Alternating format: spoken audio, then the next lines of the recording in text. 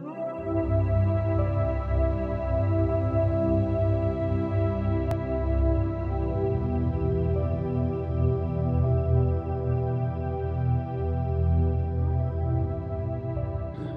c'est encore moi. Cette fois, euh, je vous propose quelque chose que j'ai jamais fait, en fait. C'est-à-dire que j'ai essayé de jouer le jeu de la question du bois. Et en fait, on fait jamais ça. Enfin, c'est-à-dire qu'en général, quand on étudie le système forestier, en fait, on s'intéresse à la forêt, on considère la forêt. La prendre L'appréhender sous l'angle du bois, c'est quelque chose que j'ai jamais fait et je pense pourtant que je suis assez convaincu que c'est une entrée qui est à privilégier et à développer. Et ce que je vous propose aujourd'hui, c'est de vous présenter un peu un premier travail de réflexion sur l'idée de mettre le bois au centre et de voir ce que ça donne pour interroger la dynamique du socio-écosystème forestier, c'est-à-dire de la dynamique entre la forêt, ses usages, ses attentes, etc., et tout le système qui y a autour. Donc moi, je suis un chercheur en sciences sociales, donc bien évidemment, contrairement à ce que vous venez de voir, c'est une approche beaucoup plus de sciences sociales.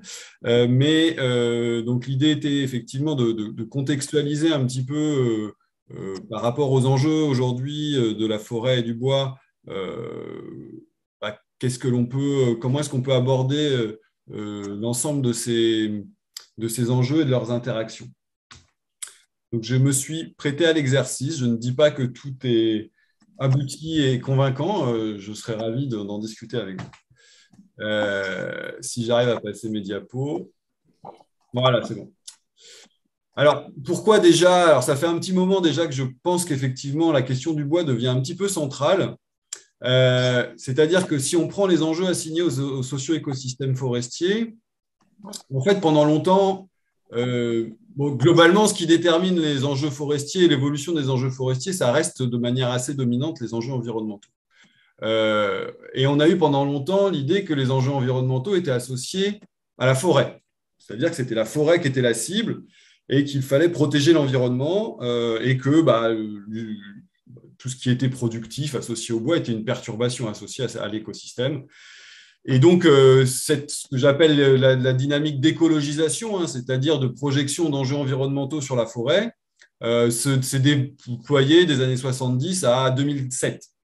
Alors, qu'est-ce qui s'est passé en 2007? C'est un peu brutal peut-être de le présenter comme ça, mais je pense qu'il y a eu une rupture en France, notamment, dans le cadre du Grenelle de l'environnement, où on est passé à une écologisation qui a été le bois. C'est-à-dire que l'enjeu environnemental ne s'est plus porté moins sur la forêt, mais davantage sur le bois à travers les enjeux énergétiques, puis après les enjeux carbone, où finalement c'est le bois qui devient la source, l'enjeu environnemental de la forêt, à travers bien évidemment la problématique carbone ou énergie et carbone.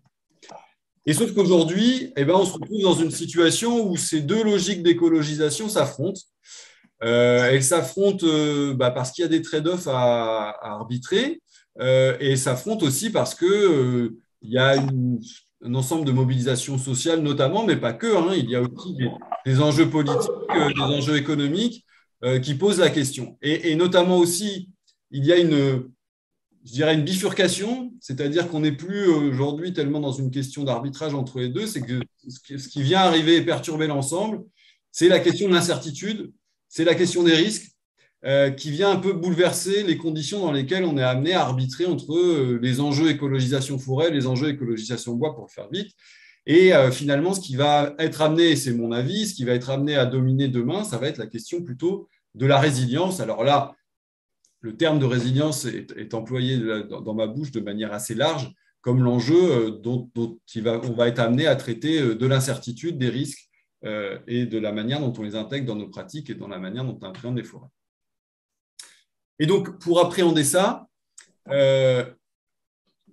la question, c'est de regarder au sein du socio-écosystème forêt-bois, d'essayer d'analyser la manière dont se posent ces enjeux d'interdépendance au sein du socio-écosystème forestier, et notamment de poser la question de la place du bois.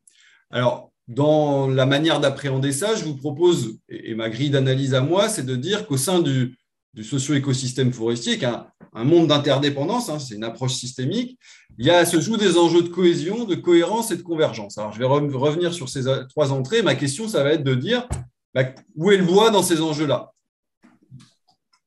Alors, d'abord, l'enjeu de cohésion. Alors, c'est quoi la cohésion? C'est comment est-ce que l'ensemble des acteurs travaillent ensemble.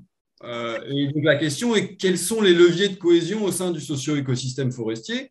Alors, cette cohésion, elle est souvent mise à l'épreuve, hein.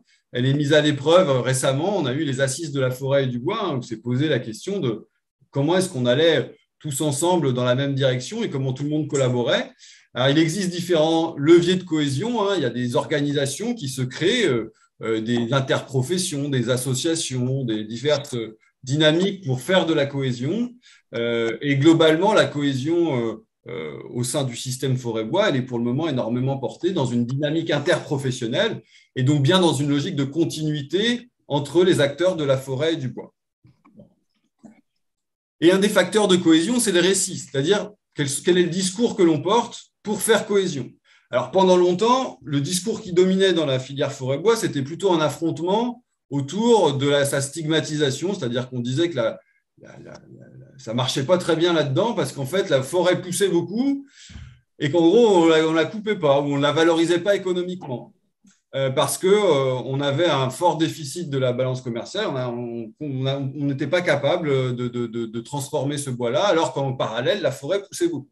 Donc, c'est ce qui a longtemps dominé le discours et donc, ce n'était pas un gros facteur de cohésion parce qu'en gros, la forêt disait que c'était la faute du bois et le bois disait que c'était la faute de la forêt. Et puis, de manière assez récente, autour du carbone, on a trouvé un nouvel espace pour se réconcilier et pour faire cohésion autour d'un discours autour du carbone qui était de dire la forêt contribue à l'atténuation à travers le stockage de carbone, alors que ce soit sur pied, que ce soit dans les produits. Et ainsi, on a, autour de l'idée de la contribution de la forêt au stockage de carbone, trouver un nouveau récit de cohésion. Et on retrouve ça, hein, puisqu'on attend. Alors, cette cohésion, elle est interne, mais aussi comment est-ce que la forêt se présente à l'extérieur. Et donc, notamment, on voit que dans la stratégie nationale bas carbone, on attend énormément de la forêt et du bois pour nos objectifs bas carbone. Et donc, ça, c'est un facteur de cohésion important. Mais en fait, je pense que ce facteur de cohésion est une illusion. Et que, alors, j'ai illustré, le petit garçon là, c'est la filière forêt-bois, voilà, qui veut un peu traverser la rivière avec son bateau à papier. Et en fait, ce récit carbone, il est relativement fragilisé. Il repose sur quoi? Il repose sur l'idée, en fait, le premier graphique du haut, c'est dans la stratégie nationale bas carbone, on a dit, on va en fait décapitaliser du carbone de la forêt pour le mettre dans des produits bois. Bon. Et puis, on va coupler ça, puisqu'on va avoir besoin d'une dynamique active de reboisement pour pérenniser tout ça dans le temps, on va faire des plantations. Il se trouve qu'en fait, il y a différents facteurs qui fragilisent ça. Le premier, c'est que notre tissu économique, hein, vous avez en haut l'indice de production industrielle, hein, donc c'est la dynamique de la production industrielle. Bon, ce n'est pas mirobolant et ça a plutôt du mal à décoller. L'autre élément, c'est qu'il y a une grosse incertitude. Il y a une étude récente qui est parue sur ces différents facteurs, d'I4C, qui est très intéressante, qui dit que on n'est pas sûr de pouvoir ventiler, en fait, changer notre circuit économique pour faire en sorte qu'en gros, le bois, plutôt que de le mettre dans du papier, on va le mettre dans des produits à stockage long, ce qui serait compatible avec notre trajectoire carbone. Ça, on n'est pas bien sûr de pouvoir le faire à échéance 2050. Et puis, l'autre chose aussi, c'est l'incertitude très forte liée aux tempêtes, aux intempéries, au dépérissement et donc sur la capacité effectivement à maîtriser ce stock forestier. Et donc, est-ce que l'on va passer d'un récit sur du carbone atténuation où la filière bois va contribuer à l'atténuation à un récit plutôt sur l'atténuation? Moi, c'est mon idée, je pense, parce que si on regarde les récents chiffres de suivi de la contribution carbone de la forêt, c'est pas terrible en fait. Vous voyez la courbe à gauche. En fait, on avait un bon puits de carbone forestier, on comptait dessus. En fait, récemment, ce puits de carbone, il s'écroule et on est bien loin des objectifs. Donc, ce levier-là, il ne va pas tenir très longtemps. Et donc, qu'est-ce que ça veut dire passer dans un récit d'atténuation? Ça veut dire qu'en fait, on va peut-être renverser la donne et qu'en fait, on va avoir énormément, de plus en plus de dépérissements qui vont générer des besoins de coupes sanitaires. Là, vous avez la courbe de l'Autriche avec l'importance des coupes sanitaires, mais on a plein de pays où c'est déjà le cas. Et donc, la filière bois va contribuer en fait à pouvoir régénérer cette forêt, il va falloir consommer cette ressource-là, la transformer en produit, alors bien sûr, hein, bien pour le carbone, tout ce que vous voulez, et ça va aussi financer derrière l'investissement forestier nécessaire pour maintenir cette forêt et passer ce cap de l'adaptation avec certainement difficultés, mais ce cercle-là fait qu'on va renverser la donne et finalement, ce n'est plus tellement la forêt au service du stockage bois dans les produits, ça risque d'être la filière forêt-bois, la filière bois au service d'une stratégie d'adaptation et de gestion pérenne des forêts. Et donc, on passe d'un récit sur l'atténuation à un récit sur l'adaptation. C'est ce que je pense vers lequel on va arriver. Donc, l'enjeu est que toujours le bois est au centre et la question du bois et de son lien avec la forêt me semble toujours centrale, même si je pense qu'on tend vers une évolution du récit et de cette cohésion. Alors, construire ce discours-là, bien sûr, va être un enjeu, à mon avis, très, très important, mais c'est là-dessus, à mon avis, que peut se construire demain un discours de cohésion au sein de cet ensemble, de ce socio-écosystème forestier. Ma deuxième grande dimension, c'est la question de la cohérence. Alors, la cohérence, c'est quoi ? C'est de regarder… Alors, tout à l'heure, la cohésion, c'était plutôt autour des discours. La cohérence, ça va plutôt être sur les pratiques. En fait, c'est comment l'ensemble des pratiques au sein du système, du socio-écosystème forestier s'articulent, s'agencent, se coordonnent, puisqu'on fait système et on fait ensemble de manière coordonnée. Alors, la filière bois, on voit bien, hein, il faut que la première transformation fasse ce qu'il faut pour la deuxième, et puis ensuite qu'on commercialise. Et puis, mais il y a aussi à l'amont, il y a aussi la dynamique que l'on peut retrouver de la gestion forestière jusqu'à la fourniture de services écosystémiques, etc. Donc, j'ai essayé de schématiser ça sur cet ensemble-là, cette double imbrication des dynamiques forestières et bois. Mais je pense que le bois est le nœud. Le bois est au nœud de ce système d'interdépendance et de la manière dont les pratiques doivent se coordonner. Et je vais essayer de vous montrer pourquoi et ce que ça veut dire. Si je fais un zoom sur mon nœud de mon schéma de tout à l'heure, en fait, on retrouve 4 dimensions du bois qui interagissent et qui sont interdépendantes. La dimension bois matériaux, la dimension bois produit, à travers les enjeux de consommation, la dimension bois ressources et la dimension bois patrimoine. Je vais essayer de voir quels sont les différents enjeux de cohérence au sein de ces différentes dimensions et comment elles interagissent. Alors d'abord, le bois matériau. Le bois matériau, en fait, on a un processus de qualification. Alors là, encore une fois, hein, j'ouvre la porte à beaucoup de discussions. Vous êtes, pour certains d'entre vous, beaucoup plus spécialistes que moi de tout ça. Mais ce qui m'intéresse à moi, c'est de voir comment les différents facteurs contribuent à qualifier le bois matériau. Le bois matériau, on a souvent cette idée, alors je vais prendre une vision très schématique, mais on a un arbre que l'on distribue en fonction de ses potentialités derrière pour les marchés, et donc en fonction de bois d'industrie, bois d'œuvre, etc. Et puis, il y a un certain nombre de processus qui sont liés aux connaissances mécaniques, chimiques, biochimiques du bois, aussi aux connaissances technologiques dont on dispose, aux outils technologiques qu'on met en œuvre, et enfin aussi au processus de qualification lié aux enjeux de normalisation, aux enjeux de certification sur les marchés, pour enfin avoir le bois matériau qui est qualifié aussi, bien évidemment, derrière par les produits et les attentes que l'on a. Donc, tout ce processus de qualification technico-économique-là contribue à façonner effectivement les enjeux et les liens avec le bois. Ce que je crois, c'est qu'il y a un enjeu. Alors, je ne dis pas que ça n'existe pas, mais je pense que cette dynamique-là, à l'avenir, c'est de renforcer encore plus le fait que cette qualification du bois puisse se faire aussi à l'inverse. C'est-à-dire qu'on ait un dialogue plus fort, non pas de voilà le bois qui pousse et voilà ce que vous pouvez en faire avec ce qui existe. C'est aussi qu'est-ce qu'on en demande, qu'est-ce qu'on attend du bois, et derrière, qu'est-ce que ça veut dire sur le matériau, sur les manières dont on va qualifier et définir le matériau, et aussi, in fine, sur la manière dont on va appréhender les enjeux derrière sur la sylviculture, sur la manière de conduire la gestion forestière. La deuxième dimension du bois, c'est le bois produit. On va se retrouver dans un contexte de positionnement concurrentiel nouveau pour le bois. Alors, il y a 2 processus. Il y a un processus de disqualification du bois. On voit à travers notamment, et ceux qui en souffrent pas mal, c'est toute la filière papetière, notamment les papiers graphiques, les papiers journaux, où voilà, on disqualifie le bois pour des raisons environnementales et où la concurrence avec le numérique se déploie et où on a une disqualification plutôt des marchés du bois et du produit bois. En revanche, on a aussi, et de plus en plus, un processus de requalification à travers l'enjeu carbone du bois. Et si on observe bien ce processus de requalification, on voit qu'il y a deux stratégies. Il y a une stratégie qui est plutôt une stratégie de standardisation. En gros, l'idée, c'est de dire le bois, j'aurais pu dire de substitution aussi, c'est-à-dire que le bois, en fait, on peut l'utiliser et le mettre en œuvre à la place des autres produits, sans forcément valoriser de manière plus spécifique que ça sur les marchés ses propriétés. Et puis, les stratégies de différenciation dans les stratégies de commercialisation du bois et de qualification du produit bois, où là, au contraire, on va essayer de mettre en avant de manière plus spécifique ce bois et on a même des stratégies plus fortes de lien avec les consommations.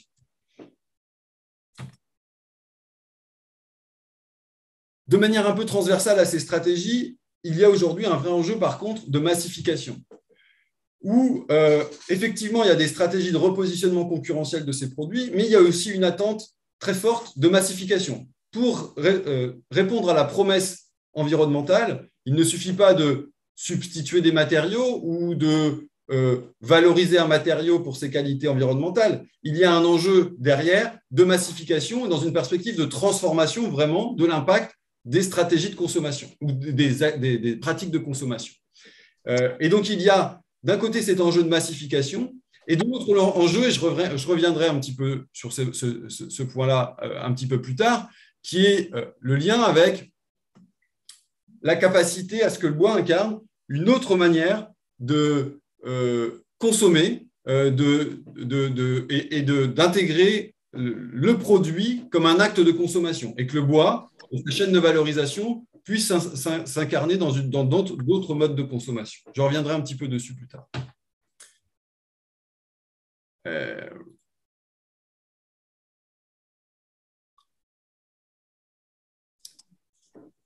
Troisième dimension, c'est la question ressources. Donc, le bois est une ressource. Elle est une ressource qui est qualifiée à travers notamment des inventaires qui évaluent cette ressource, qui la mettent en chiffres, qui la mettent en graphique. Alors, il y a différents espaces de quantification, de qualification et de comptabilité de cette ressource-là. Là, j'ai mis, il y a l'exemple au sein du CITEPA pour les enjeux carbone. On a aussi des enjeux énergétiques. On a des enjeux qui sont liés à la biodiversité, des enjeux qui sont liés au commerce aussi. Et donc, on a un suivi de cette ressource et de ses flux tout au long de la chaîne de transformation, mais aussi à travers l'appréhension à l'échelle des écosystèmes, pour qualifier et pour, in fine, cette ressource-là, en définir les conditions d'allocation à travers des grandes stratégies.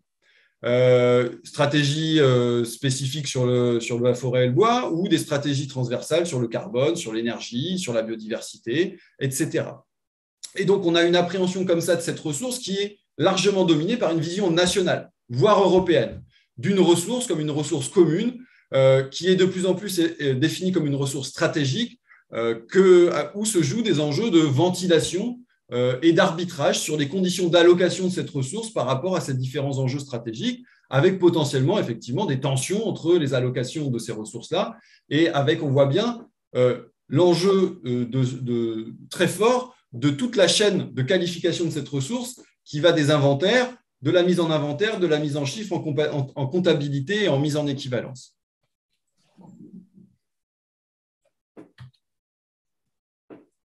Et dans ce contexte-là je dirais, de qualification un petit peu nationale de la ressource, qui est devenu un enjeu stratégique aujourd'hui, on l'entend par rapport aux enjeux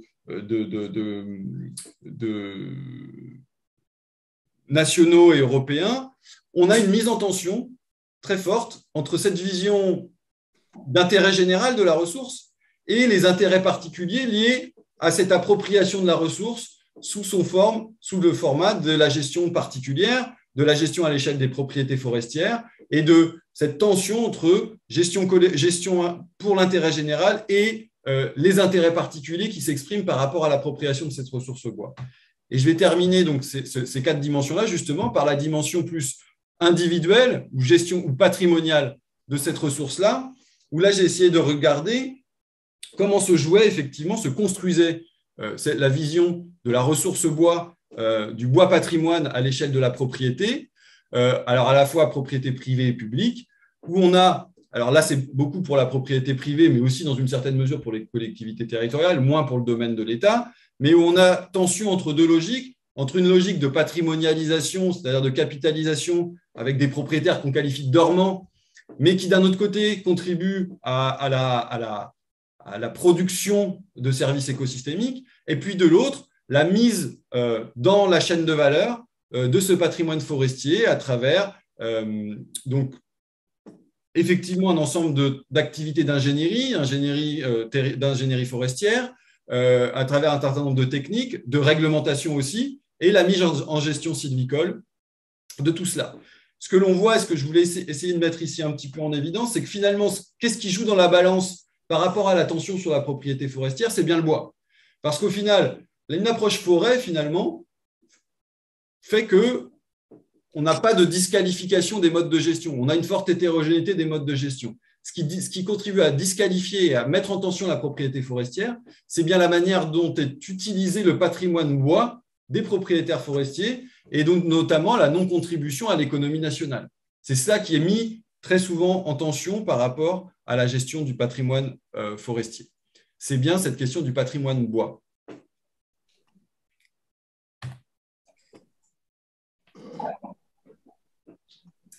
Ce qui a un certain nombre d'évolutions aujourd'hui, c'est notamment la manière dont ce patrimoine forestier-là, où les relations entre les différentes dimensions se jouent.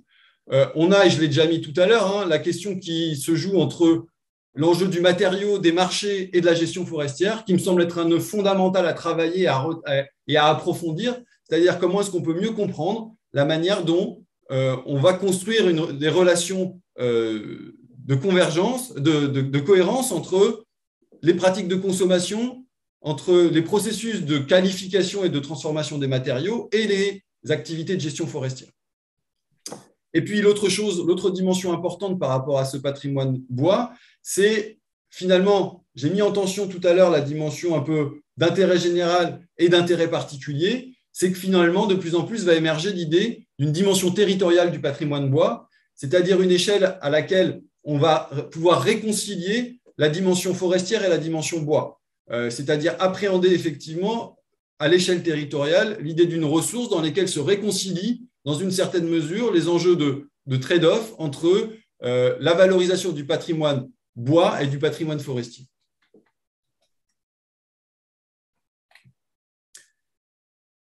Pour terminer sur cette approche de la cohérence, à travers ces 4 dimensions du patrimoine, je voulais revenir du coup sur la conséquence qu'a l'approche en termes de résilience si on appréhende ces 4 dimensions-là du bois. Si on appréhende ces 4 dimensions-là du bois, il me semble important, et parce que souvent on a une approche de la résilience qui se limite à l'incertitude que l'on a sur les stocks et les flux à venir de bois, de ressources bois. En réalité, si on regarde les enjeux d'incertitude et les enjeux de résilience, ils sont pluriels et très variés au sein de ces 4 dimensions. Que ce soit lié à des facteurs liés à l'économie, liés aux enjeux politiques et de réglementation. Par exemple, je vous rappelle que effectivement, on a une incertitude sur la disponibilité demain de bois liée au changement climatique, au dépérissement, mais le Parlement européen est sur le point d'adopter une règle qui dit que ce ne sera plus qualifié une énergie renouvelable du bois énergie en plaquettes, sortie de la forêt directement au premier usage. Donc ça modifie considérablement la disponibilité des ressources et c'est aussi une très forte incertitude qui pèse sur la manière dont on peut demain appréhender les interdépendances entre ces 4 dimensions du bois. Je vais terminer par la question de la convergence. La question de la convergence, elle aborde la question des stratégies. Alors là, une petite image pour aborder la question, c'est-à-dire dans quelle mesure on va avoir des stratégies convergentes. Vous voyez qu'on a une stratégie d'utilisation des ressources, on se dit qu'elle n'est pas vraiment convergente avec ce qui se fait en haut. La filière bois, en fait, elle a longtemps été, je l'ai dit tout à l'heure, marquée au fer rouge par les questions de balance commerciale. Et donc, on a stigmatisé l'idée que le développement industriel de cette filière n'était pas optimal. Et ce développement industriel-là, il n'était pas optimal parce que alors, il y a tout un récit, je ne vais pas vous le passer, vous le connaissez tous, hein, un problème de déconnexion amont-aval, un enjeu d'industrialisation, d'économie d'échelle, etc. Pourtant, on pointe déjà du doigt que ce diagnostic-là, il n'est pas si évident que ça. Parce qu'on voit qu'il y a une situation nationale qui n'est pas terrible, mais si on regarde de manière un peu plus locale, on a des choses qui marchent pas mal. Et puis on se rend compte que la filière bois, c'est une économie un peu particulière, et donc peut-être que les modèles économiques traditionnels appliqués à la filière bois, ça ne correspond pas tout à fait. Donc il y a cette question de quelle va être la stratégie, comment est-ce qu'on peut converger vers une stratégie commune, et est-ce qu'il faut vraiment converger vers une stratégie commune? Parce que dans la réalité, on voit qu'il existe de fortes tensions entre des modèles productifs autour de la gestion du bois et de la forêt.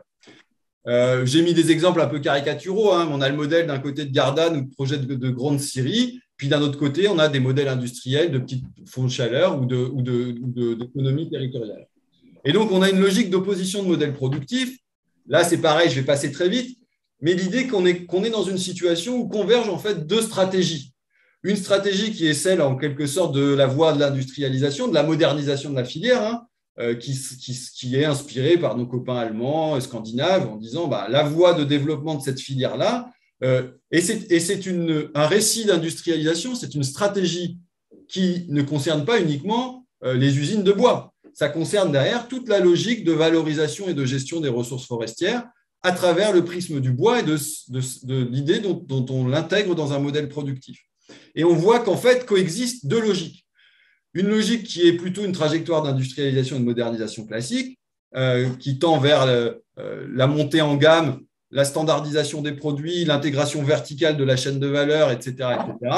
Et une logique plutôt, ce que j'ai place-based, je ne l'ai pas traduite, je trouve que c'est mieux en anglais qu'en français.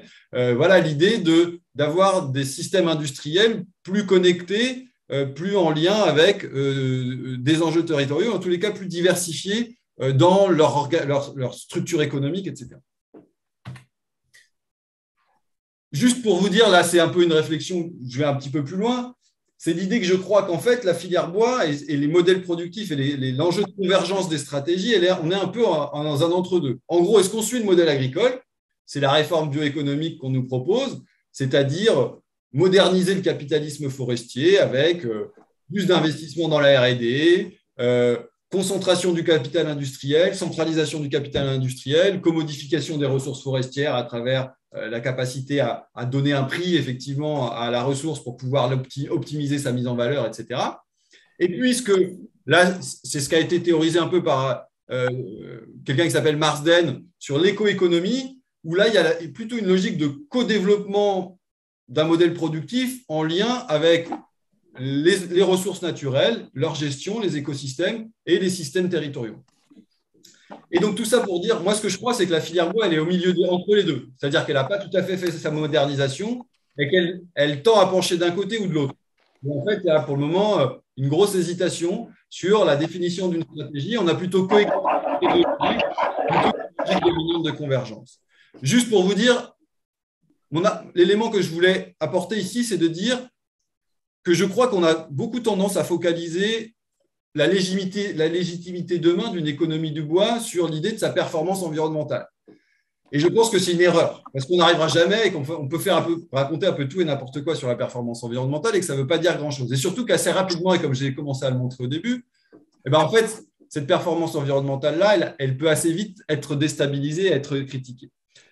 Et par contre, ce que je pense, c'est que la légitimité demain d'une économie du bois reposera sur sa capacité à proposer un modèle alternatif d'économie en général et d'économie à travers ces différents aspects, et notamment se joue du coup l'aspect-là, la capacité à embarquer dans le système économique bois les enjeux forestiers de manière intelligente et de manière convergente. Alors, c'est une phrase que j'ai reprise d'un collègue de Laurier Temaki qui parlait de fabrique socio-écologique. Et je pense que demain, effectivement, la filière bois, elle doit se vendre non pas comme une industrie du bois, mais comme une fabrique socio-écologique et qu'il y a encore beaucoup à faire pour en arriver là. Juste pour conclure, rapidement, j'ai repris ici un petit peu les trois éléments. Je vais aller très vite parce que c'est vraiment plutôt une diapositive de synthèse. Que je pose des questions, encore une fois. Vous voyez bien que j'ai un peu essayé de faire des choses. Je ne suis pas sûr du tout de tout ce que j'ai raconté. C'est plutôt pour soumettre ça à la discussion. Je pense qu'on va vers un récit dominant tourné vers l'adaptation et dans lequel le bois va être un levier de transformation forestière. Et là, la question se pose de la capacité des scientifiques de porter un discours sur l'incertitude. Et même si c'est une approche qui de plus en plus qui est inhérente, bien évidemment, à l'activité scientifique, mais capable collectivement de porter un discours sur l'incertitude va devenir quelque chose d'assez fondamental, il me semble, pour accompagner ce discours sur l'adaptation. Le deuxième point sur la cohérence, c'est ce pari de mettre le bois comme facteur de coordination des pratiques de gestion, de conservation et de valorisation des socio-écosystèmes forestiers. Autant vous dire que ce n'est pas gagné. Le bois est un gros mot, de plus en plus, quand on parle de forêt. Et donc, il y a vraiment, pour moi, je crois, un vrai défi, et notamment en montrant comment on peut articuler les différentes dimensions du bois, et comment, en posant la question de l'articulation des différentes dimensions du bois, on arrive à réconcilier à la fois les enjeux de consommation, de gestion forestière, d'activités productives et de services écosystémiques. Et dans cette perspective-là, pour nous, scientifiques, l'enjeu, c'est d'adopter une approche socio-écosystème et de développer des approches interdisciplinaires. Le PEPR que j'ai présenté tout à l'heure va aller dans cet esprit-là. Et puis enfin, pour la convergence, moi je crois qu'on peut poser la question de l'économie du bois comme laboratoire pour un capitalisme climatique. Alors prenez pas capitalisme pour un gros mot. Il me semble que c'est quand même intéressant de qualifier les choses, et en l'occurrence, c'est bien ce dont on parle, c'est de faire un capitalisme, c'est-à-dire un système de mise en valeur des ressources durables, et donc notamment compatible avec les enjeux climatiques. Et donc là se joue la question de la synergie entre les différents modèles de développement industriel, et notamment en s'appuyant sur les dynamiques territoriales, qui sont des facteurs déterminants pour réussir cette synthèse. Et là, les scientifiques, eh bien, il faut qu'ils soient en capacité de développer à la fois des approches globales et des approches contextualisées, c'est-à-dire une approche vraiment multi-échelle, parce que c'est de ça dont on aura besoin pour étalonner et pour être capable d'appuyer et d'aider ces synergies entre ces différents modèles de production qui risquent d'émerger, et notamment en mettant en avant, comme je le disais tout à l'heure, je pense sur les synergies forêt-bois, qui ont un enjeu très fort, ne serait-ce que pour la légitimité future d'une économie du bois pérenne. Voilà, je suis désolé, j'ai peut-être été un peu long, et j'espère que je n'ai pas été trop jargonneux. Merci à tous.